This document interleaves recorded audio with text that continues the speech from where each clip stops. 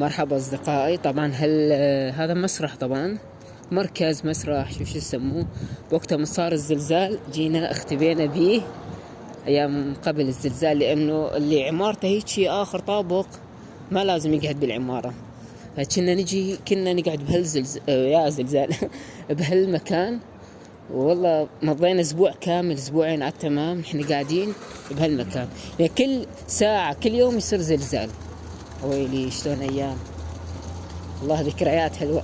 لأن الطابق اللي قاعد آخر شيء فيخاف، فمن يصير زلزال فتطبق عليه العمارة، لأنه عم ينزل يجي وهو أسلم لي انتهى أمره. ونحن كنا قاعدين آخر طابق يعني. فالحمد لله والشكر عدينا ذيك المرحلة، بس بعد ما خسرنا كثير ناس. والله شو نسوي، هي الدنيا، لأنه إحنا متعلمين كل شتاء يصير زلزال بتركيا، فتعودنا إحنا. بس أنا أول مرة أمر بهيك الزلزال بحياتي ما أنساه. يا الله الله لا يشوف الأحد هذا الزلزال اللي صار.